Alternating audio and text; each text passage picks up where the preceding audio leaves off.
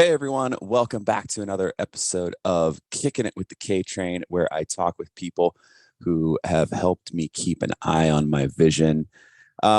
This guy, I don't think we have spoken until this moment in, 13, 14 years. We really haven't spoken since high school, but, I've definitely kept up with his career. We were recently able to reconnect, and it's just a good middle and high school buddy of mine who Yep. some of you may some of you may recognize from the college basketball court, the professional basketball court, and more recently his good looking mug has been on ESPN as a commentator, SEC Network, all that stuff. My good buddy Patric Young, Big Pat, man, good to reconnect. Good to reconnect. What's happening, brother? That's crazy. Yeah, man. I was middle school. I ran into Monica. Gosh, if I can remember her last name. Monica from middle school at the Yeah, airport the other day. really. She works for American now. Wow. But it was just like a blast from the past. Just so random.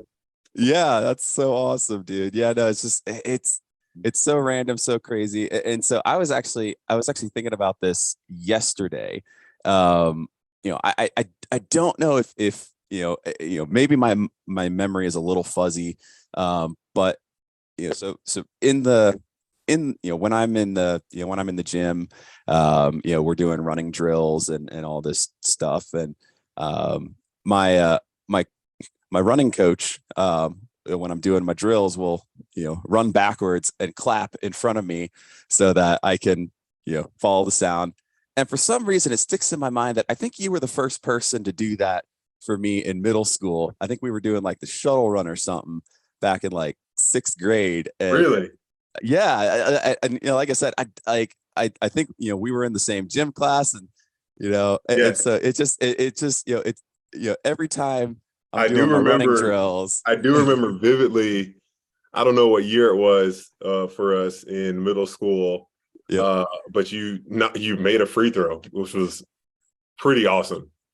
That was it was one of the most incredible things I've Yeah. ever experienced. Like Yeah. it was a swish. It's like I should be taking free throw lessons from you because I was like a career 50% free throw shooter, and you just went in and knocked that thing down. That was unbelievable. That was awesome. Yeah, man. But no, it's just funny. Like I said, I don't, maybe my memory is fuzzy, but I think that was, I think it was you who, first, the coaches were like, how is this blind kid going to do the shuttle run? And you're like, I'll just run backwards and I'll clap in front of him or something like that. Wow. Could have been you, could have been one of the other, crazy athletic kids that we were, that ran in our circles. But it sounds like something you would do. But Yeah, absolutely. but I won't take the credit. Maybe my dad, since he was a PE coach, that's right. with as thoughtful and mindful Yep. as my dad is, Yep. he more than likely suggested that. Or maybe who was our other coach? We had Coach Ross, and we had Yep. Coach Alsbrook and Alsbrook. Yep. Coach Mitchell. Coach Mitchell. Coach Mitchell. Yep. Yeah. Coach Mitchell was also. Yep. Yep. Oh wow. Oh man. Coach Blast Mitchell, from. man. He didn't play. He did not play. Oh man, he would have No, you dropping sir. him 10 push-ups in a heartbeat. Yes, sir. Yes, sir. Oh man. But oh man. Wow. So many memories. But let's go ahead and rewind. Like kind of, you've been an athletic kid. You've been involved in sport. I mean, sport has been life for both of us for so long. But Yeah. for you were. I remember back in sixth, seventh grade. I mean, you were jumping up and dunking the ball already. And all this crazy stuff. Like when did basketball? When did sport in general kind of enter into your fold? And just take us through a little bit of your sporting journey. Well, I just remember I grew up and for the most part was always an athletic kid or just active, I would say. I wouldn't even just say athletic. Mhm. Just I love that aspect of my childhood that all my friends were just right around the neighborhood. It was about 7 to 10 of us that consistently just hung out and played outside. Yep. Anything you name it. Yep. And I feel sad for kids today because they feel as though they don't get that same interaction outside of school. Yeah. We didn't need a cell phone. We didn't need anything. We just needed Nope. each other and a ball. And like, it was awesome. I mean, it was every single day from sun up to sundown. And at one point, my dad got me into more organized sports, where I'd play a little bit of baseball, a little bit of basketball. He put me in a little bit of everything, which I appreciate. You look at this past year's NFL draft, so many of the kids, the kids, young men, were multi-sport athletes.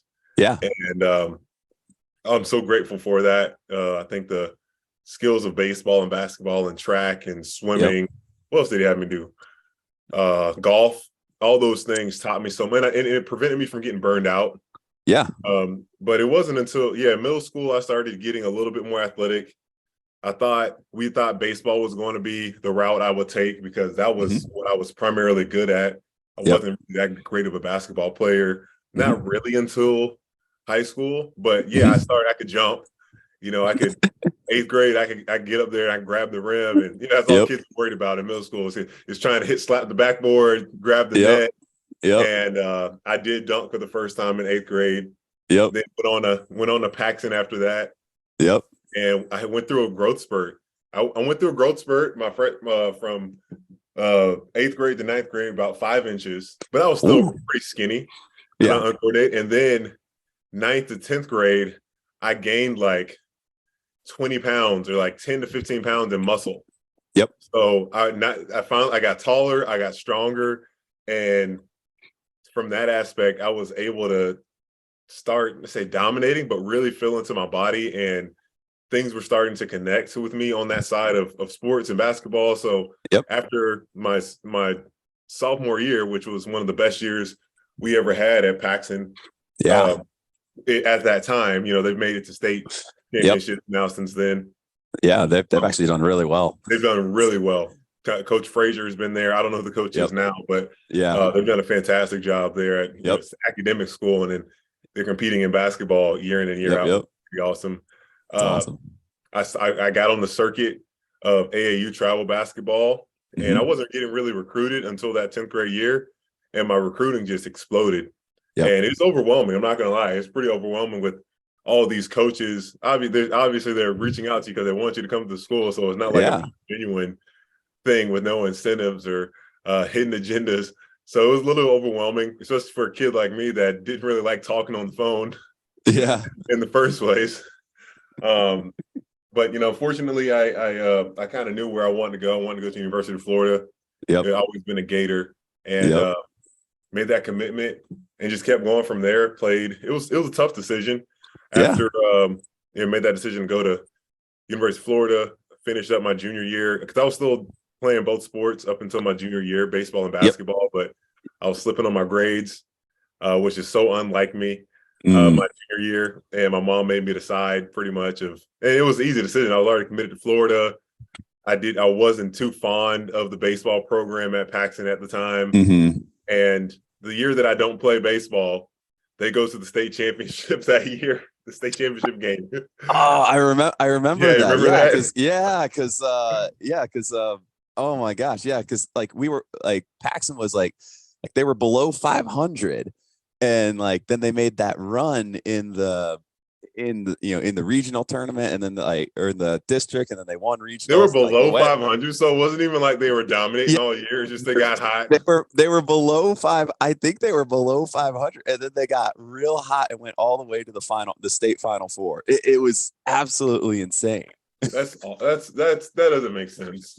I know it was crazy. That's baseball though. That's baseball for you. Totally. Especially on the high school. That doesn't really happen often in the pros.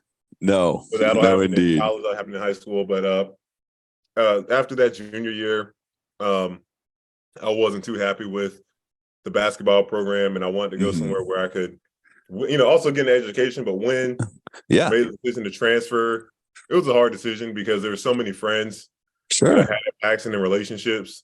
And it was we had to pay I don't know how much it was. It wasn't cheap to go to Providence. No.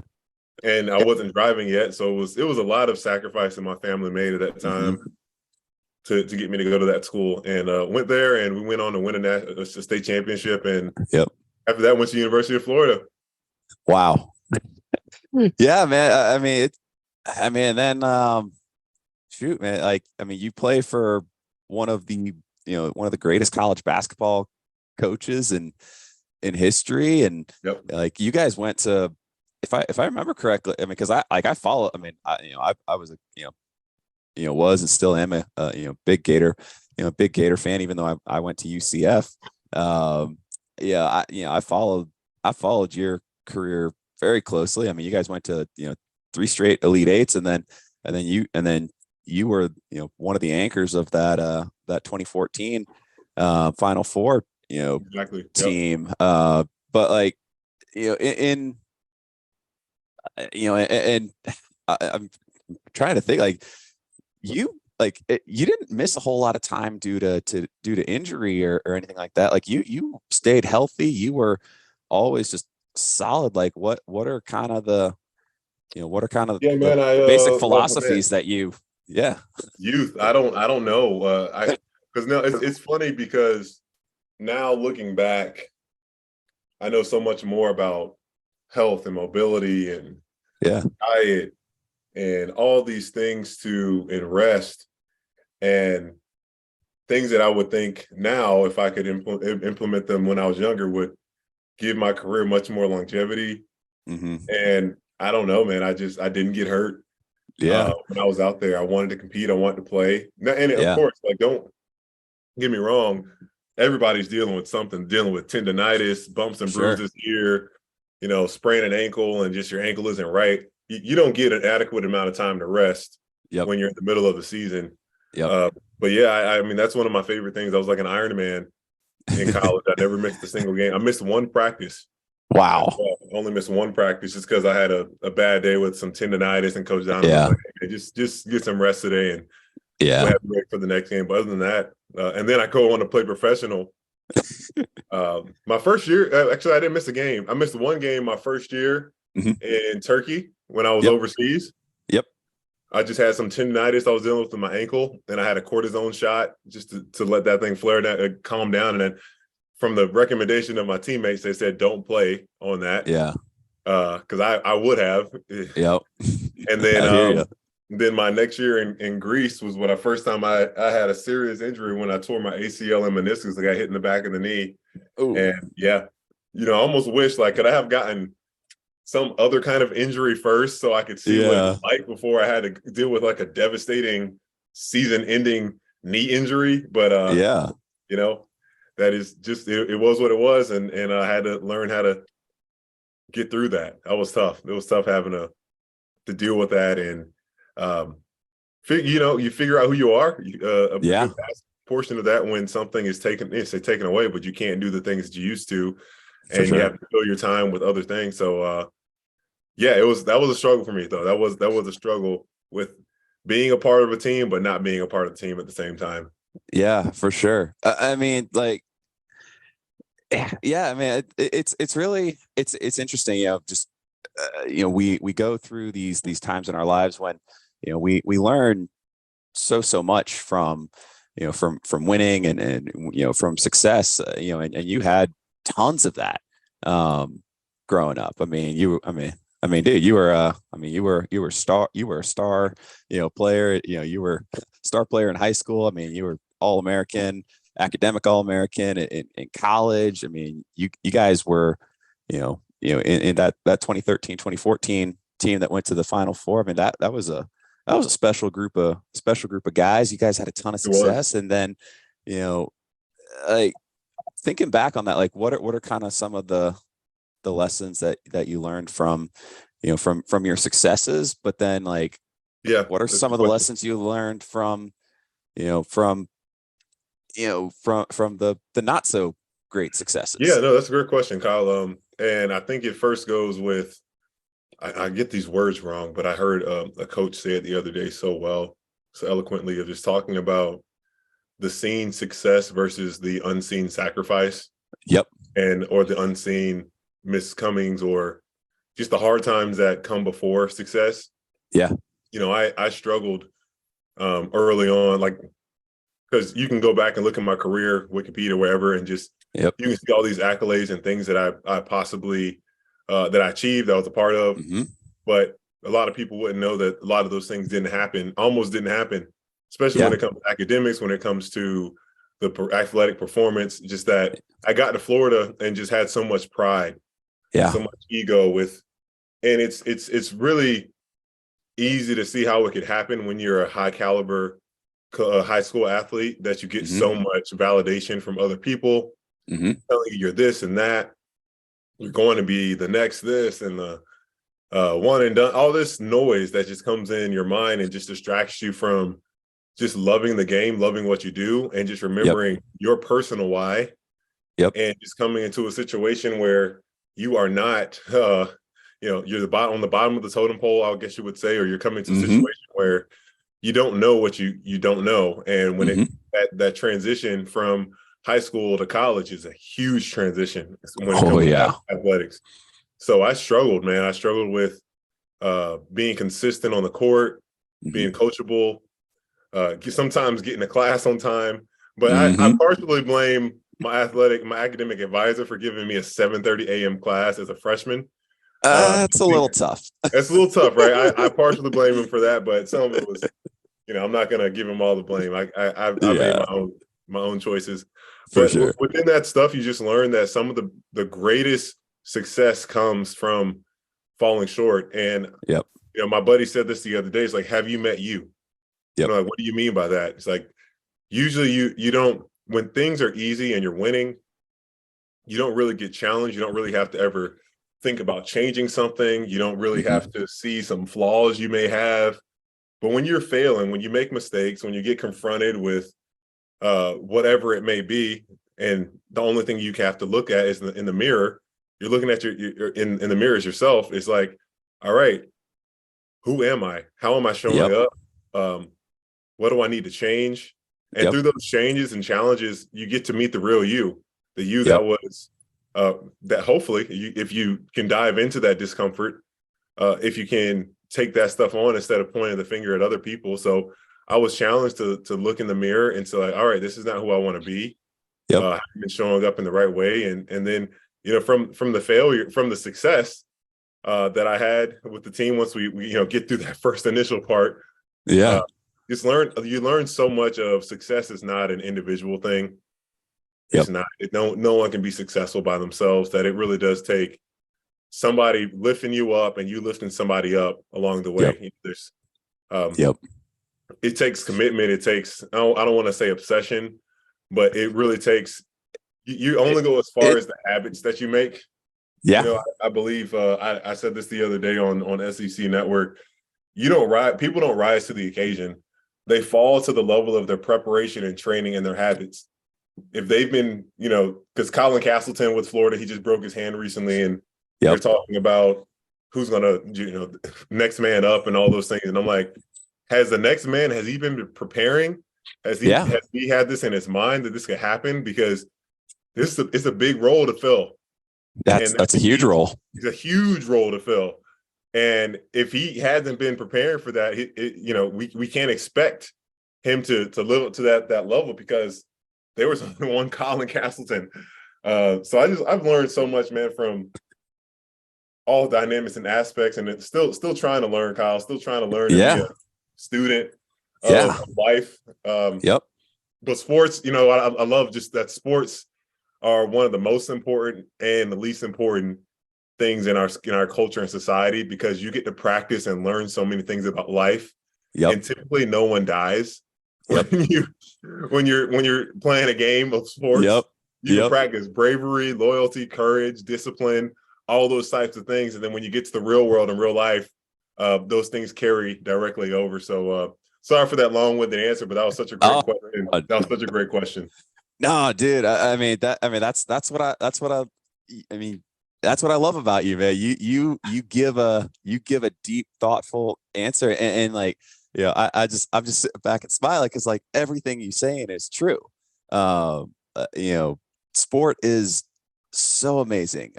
It's and I love that.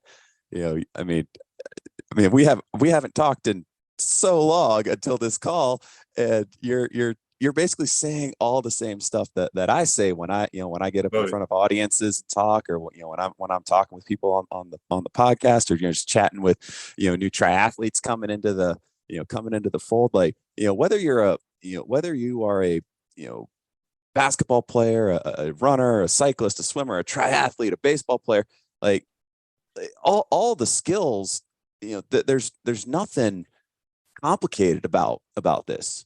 Hard work, dedication, passion, and at the end of the day, I love that you don't rise to the level of the occasion. You fall to the level of your preparation. Like, that is 100% true.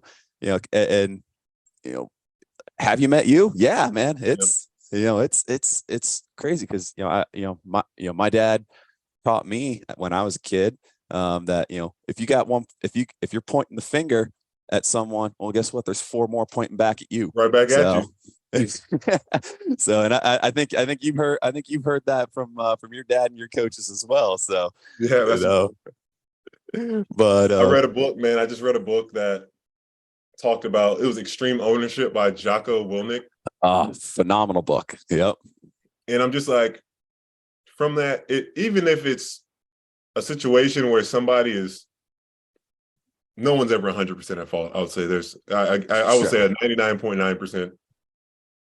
If you still look at every situation and see, like, what could I have done differently? What could I have, how much better would this world be if everyone just looks at how, instead of Yep. pointing the finger, the things that they could control to impact the situation. Yep. I think it would be so humbling. It's a big level of humility, and I think pride just goes away. Yep.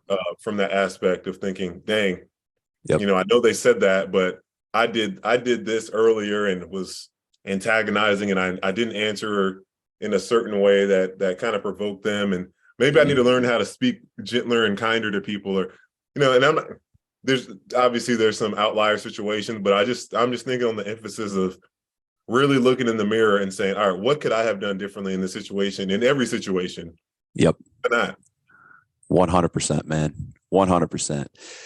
Now, I want to go ahead and shift gears a little bit, kind of, sort of, into more recent stuff, because what we're talking about here, with the the dedication, the challenges, and the lessons we learned from sport have really had a direct impact on you over the course of the last 8, 9, 10 months, almost a year, coming up on a year now.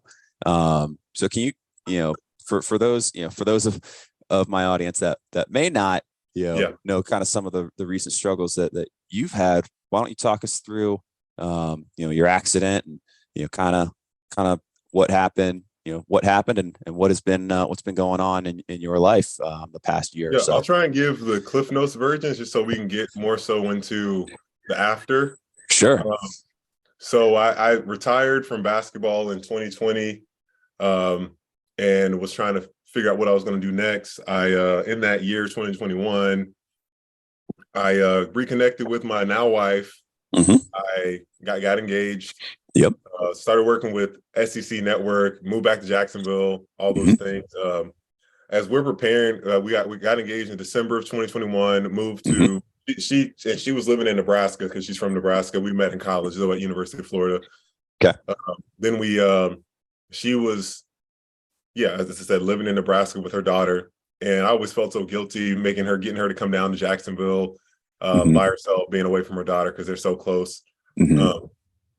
So I decided to go up to Nebraska for some time. And while I was up there, Neil's a super small town. I started working with this irrigation company on the side. It was great work. It's outside, getting your hands dirty. Yep. Just felt like meaningful work. And it was meaningful work that I was getting to do. And 2 weeks into it, I got into a car accident where I was on a dirt road and just lost control of a truck I was driving. Didn't have my seatbelt on. Truck ends up going down this flip. No, nobody else was involved, but ended up going through this stop sign, and truck flipped over one time. And immediately when it landed, all that force, and it's ironic people say this, drunk people, when they get into car accidents, they typically don't get hurt for the most part because they are loose and they're not trying to brace. But I was tense. I tried to brace up, and I don't know Yep. what I'm thinking in that moment. And I think because I was trying to protect myself, I ended up hurting myself. I broke my T7 and T8 in my back and Mm.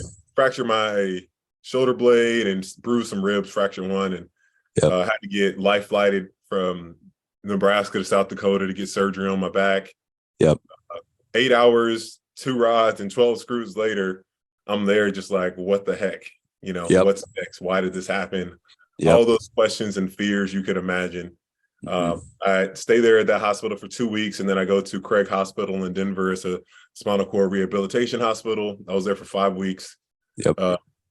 Place where they kind of just help prepare you for life in a wheelchair. There's Yep. not saying that you won't get better, but there's the transitional period where you got to get kind of used to where you are and taking care of your body for how it is. And Yep. I'm just so grateful for the family support, my wife, all the resources they had there, a psychologist, Yep. my faith. It was so crazy, Kyle. Just like I just felt the peace of God. I don't even know how to explain it, man. Yeah. When I was in that helicopter on the way from Nebraska to South Dakota, just something was just telling me that everything's going to be okay. And Yep. I had no answers. I didn't know what the future was going to look like. I had fears of the future, regrets of the past that I just couldn't be present. But yet something was just telling me that everything's going to be okay. Yep. And things haven't been easy. There's a lot of transition to get to where I am now. Yep. Looking where I am now compared to where I was, I'm in a pretty great place. But I understand in those moments, you just have negativity and fear and all the negative emotions you can think of can really put you in a dark place. And I'm just grateful that I never stayed in those dark places for too long. And my family, my mom and sister were there, and my wife, and just gave me a place where I could be vulnerable and just think about and talk about how this sucks. But also just the encouragement of like, hey, every part of me that makes me who I am is still here. Just physically, I might not be able to, bench press 300 pounds and squat 400 and all those things anymore. But hey, how much that really impact living a long, healthy life anyway. But yeah, that's pretty much the gist of, we can dive into more specifics for sure, but that's pretty much what happened to everybody that's listening. And my accident was June 29th of 2022. Yep. Yeah, man. I mean, it's, so, I mean, so so you still in the, in the wheelchair and, probably be in the wheelchair for a while, or, is that, what's the deal there? I was told, my wife was told originally, I wasn't there because she was asking, that rehabilitation of walking was unlikely, but since it hasn't been a year yet, I've already gained, nerves just take forever to grow back. Oh, for sure. I've already gained such, started being able to do things that I technically wasn't supposed to be able to do. With being able to move my legs and move my hip flexors and activate certain things. I haven't moved my toes before. Awesome. So there's signals are going down. Okay. But I just am a firm believer that faith without works is dead. That if you do nothing, nothing's going to change or happen. So I do physical therapy 4 times a week. Awesome. I get after it best I can and try to stay mentally strong too. Continue to pray. Sure. Continue to believe that, hey, I think this is temporary. I tell everyone, I'm getting good at moving around in this wheelchair, but I'm never going to be comfortable. I'm not going to get comfortable in this chair. For sure. But yeah, that's pretty much it. I just believe that anything is possible through God. Yep. I believe that I am going to be able to walk again one day. Don't know when it is, but I'm not going to wait till that happens. To live my life to the full. Absolutely, man. It's it's so amazing. What that power of faith and what the power of, just dedicated hard work, man. Like, because faith is, it's just it's a belief in in yourself. It's a belief in, it's a belief in God, or, and then, Yes. you also, like, but I love that, you live and you live the, that motto of, like, faith without work. I mean, yeah, man, faith without work, you're dead. You know, you might, I mean, God helps those who help themselves, man. Yeah. That's, at the end of the day, like, we all have these amazing tools, and, it's up to us to utilize them. And dude, I mean, all of the, all of the hard work that you've put in over years, you're seeing it pay off now, and you're going to see it pay off for years and years to come, which is so exciting, to me. And, I'm pumped for you. Thank you. I'm excited. I'm excited to see where you go, man. Cause, and when you're telling us the story about, you got that feeling that everything's going to be okay. All that is, man, like, you're serving a bigger purpose than, just telling people, breaking down some basketball. Yeah. You got a much bigger purpose. No, yeah, and it's funny you say that, Kyle. Because not funny, it's great that you say that. I think about these last 7 or 8 months, I should say. Yep. Me just showing up, and I'm not saying I'm doing anything special, other than just striving to live my life in the midst of what people on the outside would look at as the worst thing that could ever happen to them. And I'm like, I'm alive. Like, yeah, I'm alive. I have so much that I can continue to do and live, and I still have a voice. I can drive. Yep. I can get around. And I say that to say this. Well, I think a lot of people end up projecting how they would feel or they would be act if they were in my situation upon me. So when they see that I'm smiling and I'm living life as to the best I can, I think it kind of catches people off guard. And sure. for a short amount of time, I did a speech. I spoke at a business a few months ago, and they just couldn't get over that. At the time, my accident was only about like 5 or 6 months prior to that. And they're just like, I can't believe that you're already thinking about others and just having this message. And I'm like, it would be a waste for me to go through something like this and not strive to inspire, not strive to, because I think greatness is inspiring those around you. It is. It is. I think it's not about me. It's not about me doing for myself, but just living my life in a way that hopefully inspires other people. And I think more people have been inspired and touched in these last 7, 8 months than the first 30 years of my life. It's pretty amazing, dude. Honestly. It's pretty amazing. Pretty crazy. Yeah, I would have never thought it would go that way. But I'm not complaining. I'm not complaining. For sure, man. For sure. Who wants to hear that? Who wants to hear that anyway? Somebody Exactly. No, I people always, I always say, yeah, I can't complain, but even if it did, no one would listen anyway. Exactly. So, but yeah, man, and look, that's not to like that's not to say that we don't have hard days. Like, For sure.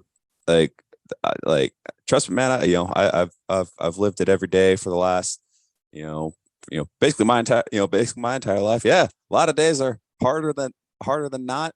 But just like you said, when just like you said earlier, in that, people see, all we got to do is go to Wikipedia and we see all these successes of yours, but you don't see the hard work, prior to those successes that went in, that dedication day in, day out.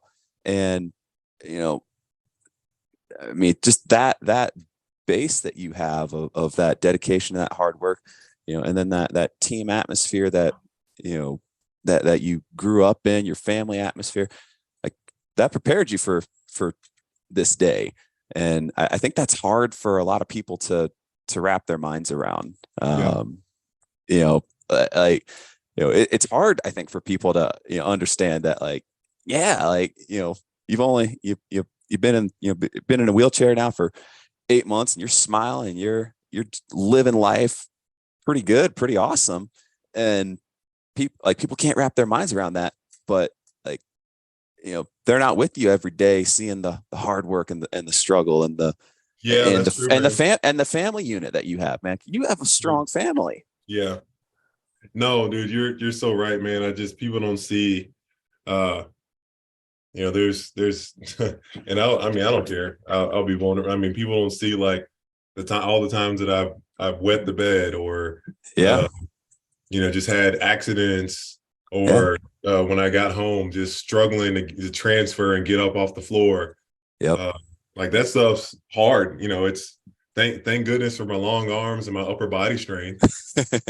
Yes, sir. No, seriously, Yeah. because that's why it's so important for people this is a message for people in general. It's so important to have a solid base of foundation of being healthy. I'm not Yep. saying you have to be strong, Yeah.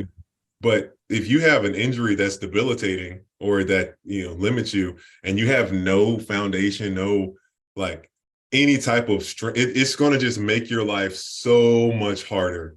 Yeah. If I'm serious, like you break your leg, you can't use your hands for some reason, or a shoulder, and Yep. like goodness gracious, that's why I can understand why people can go into depression Yep. when they're faced with something that just halts their life, Yeah. injury or something, because they have no foundational strength Yep. or health, or just something to keep themselves moving. Yep. But yeah, I mean, all these things that I've struggled with, but that's why I'm so thankful for the occupational therapists and physical therapists that help me to find more independence, and just Yep. understand, like, you have to have grace for yourself. Sure. We as a people, we're so good at having grace for others and forgiving Mm-hmm. others. And I think for the most part, but when it comes to ourselves, oftentimes I think we're too hard on ourselves. And I just told myself, you know what, I'm going to make mistakes. I need to be able to laugh at myself. Yep. It's not going to be the end of the world. I'm going to embarrass myself. Yep. But you know what? I've gotten better and better and better as I've learned I just think of it like with the spinal cord injury, man, it's almost like becoming a baby again. Yeah. Learning how to care for themselves. Yep. And it's like babies, they make mistakes.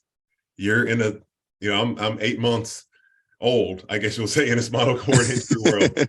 But Sure. I've already made such progress. And it's a learning process. You can't be too hard on yourself. Nobody's perfect, but Yep. I've made such progress throughout this time. So I just I hope that can be some motivation for people that get a chance to listen to this. Have grace for yourself. You're not the standard or metric is not perfection, it's progress. Am I getting better? Yep.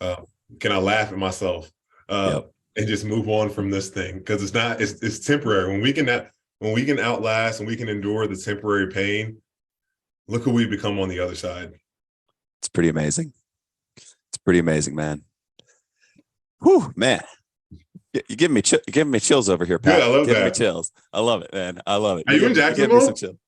So I'm actually I'm actually based out of the so I live and train out of the Olympic and Paralympic Training Center in Colorado Springs. Colorado Springs, let's go. Yeah, so I don't know if you ever made your way through here with I've been there once. Yeah, so but yeah, man, it's a pretty awesome facility. So yeah, I'm based out of here, but I'm gonna be down in Jacksonville in May. So I'll be giving a talk. The J Fund in Nemours is bringing me down to, yep, to Tom Coughlin, yes sir. Yep. So I'm coming down to do a little talk. So we'll have to connect, man. We'll have to hook up. But yeah, bro. So, whew, man. So what's next for you? Like what's kind of on the horizon? So, man, I was inspired. First thing, I was inspired to, I don't know, before that, I got married. Yep. Through in the middle of my crisis, and just continuing to strive to be the best dad and husband and dad I can be in this time. That's not only just next, that's every day, that's present. Oh, for sure. That's actually after we hang up, I'm going to spend some time with my daughter. Awesome. She's fine. She's watching videos on rabbits right now. The most. I love just busting her door open and being like, "What are you doing?" Nothing. Why are you so weird? I'm like, because I'm your dad. I'm allowed to be weird. It's called love. I love it. Wasn't it?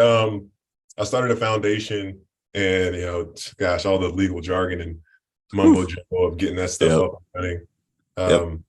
But started the foundation to help people affected by life-altering injuries Hmm. to provide life-changing resources.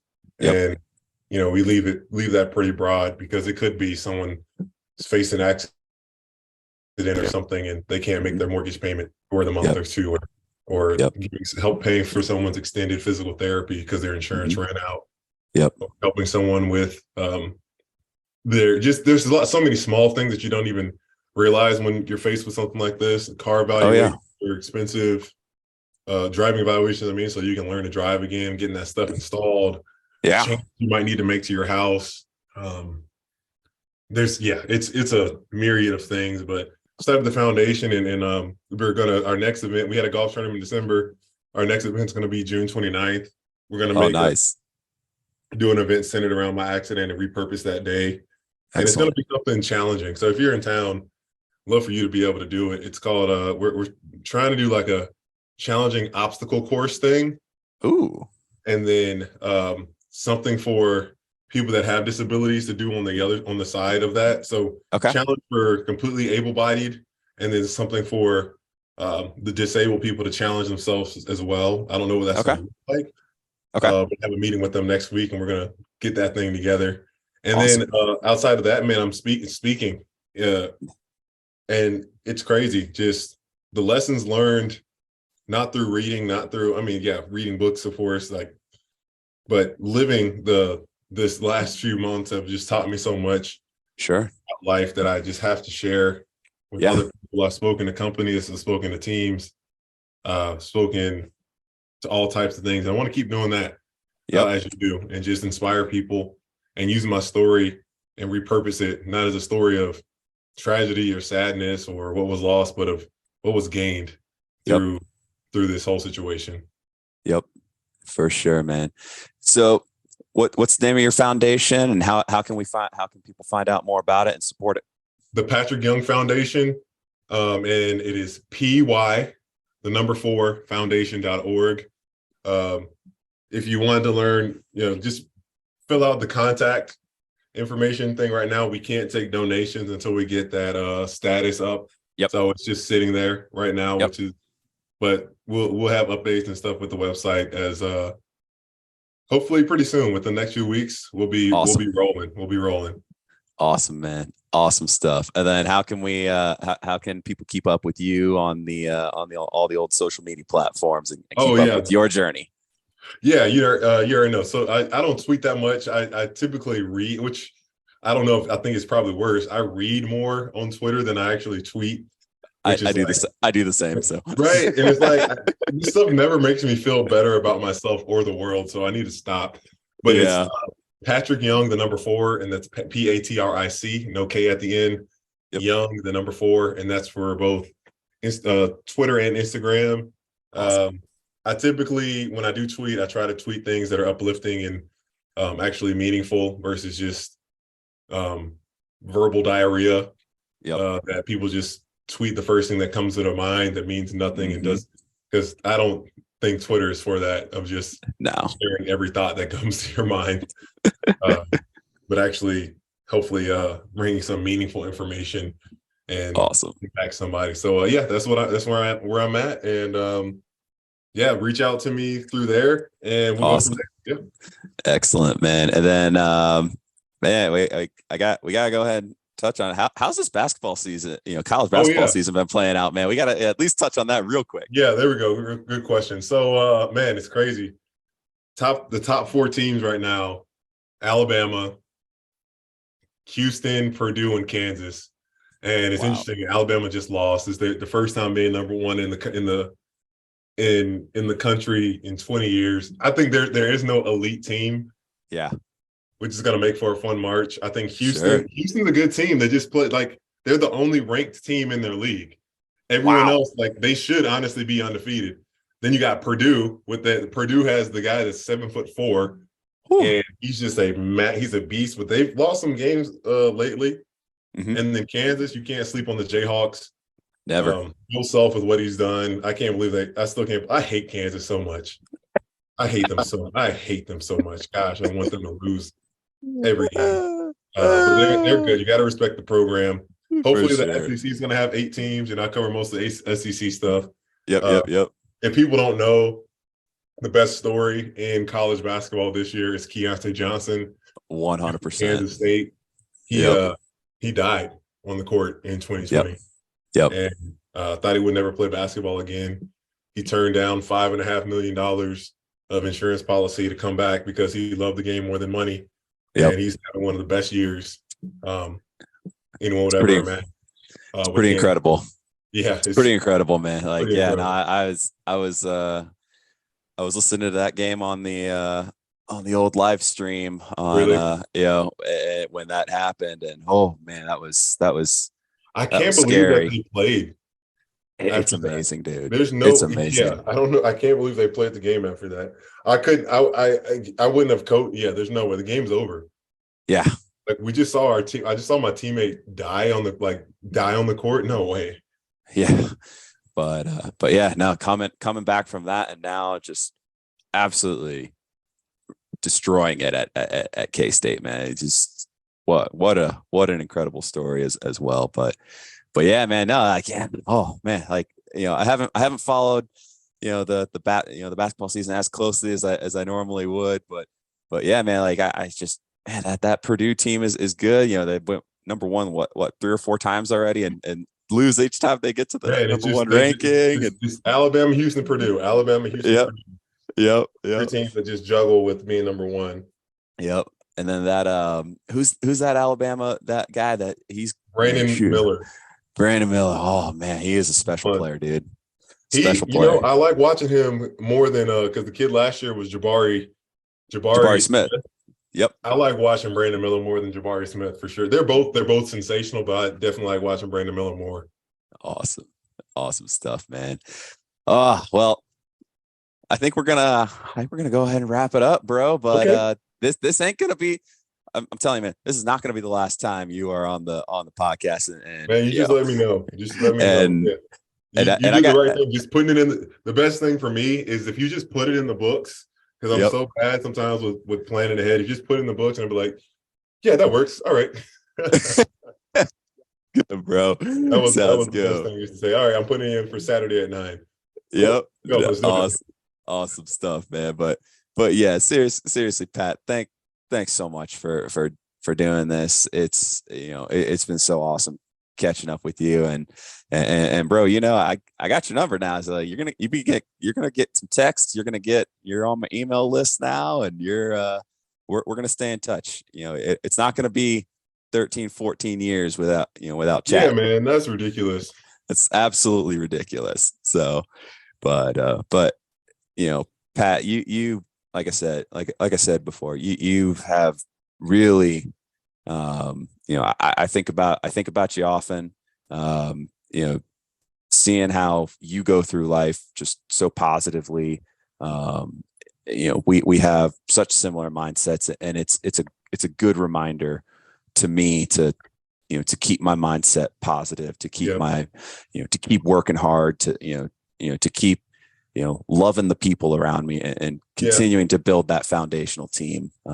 So you have really, ever since, I mean, like I said, ever since, middle school, high school, you have definitely helped me keep an eye on my vision, and just thank you, bro.